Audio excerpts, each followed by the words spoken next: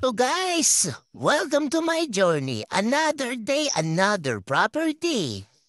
Mga buyers, meron po ako sa inyong iaalok. Ito po ay 4.7 hectares. Clean title po ito, solo title. Ito po ay 100% plot. Kung makikita nyo, yan po ay 100% plot.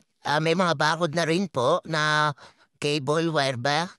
And then, ito po ay along the Barangay Road, mga bossing. Pasok na pasok po sa sasakyan dito, mga boss. And then dito po sa part na to, nandito lang po tayo sa kabilang side. Ah, nandito po yung ilog na maganda, mga bossing. Diyan sa part na yan, yan sa... Ito po, yung may mga kawayan yan. May ilog po dyan maganda, mga bossing. Diyan sa part na yan.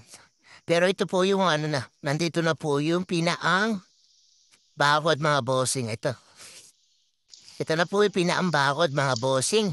Ayan, kung mapapansin nyo, ayan po bakod. Meron pong kalsada dyan na siguro po yan po ay mga 5 meters, mga bossing. And then ilog na po yan, napakagandang ilog, mga boss. Ayan po, sobrang ganda po dito. Tapos so yung din sa ano yan, campsite na po yan, mga bossing. Campsite na. Sobrang ganda, mga bossing. Napakaganda rito. Meron tayo dito dinarayo na campsite. Pop Gilmore, mga bossing. Talaga pong dinadayo po yan, Gilmore na yan. Paaganda po dyan, mga bossing. Karatig lang po siya na itong lupa na ating binebenta. Tayo po ay direct sa may-ari po na to. Pero man po'y clean title, napakaganda po na to. Kung ito po'y gagawin yung taniman, campsite, or for ano, yung binebentang lupa, for housing, mga bossing, gagawin nyo latalete.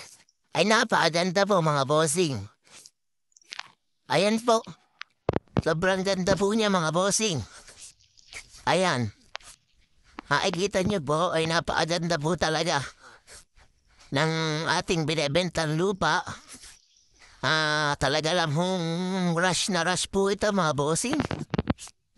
Napakaganda po ng lupa, pantay na pantay po, patag na patag po. Hindi po ito binabaha, may signal po dito. At ang kagandahan po dito ay tabing kalsada po ito, mga bossing. Ayan po, sobrang ganda, mga bossing. Ang gagawin yung lita-lita, lalagay nyo ng baka. Ay napakainam po. Sobrang ganda, mga boss. Sa lahat po na nagnanais ng ganitong klaseng pwede mo akong tawagan, i-chat or i-PM. Tara, pag-usapan natin ang property mo. Malay mo, para sa'yo na to. Kaya ano pang hinihintay mo, i-PM mo na ako. Yun lamang po. Thank you. Bye-bye. Ganda, mga boss. Patag na patag.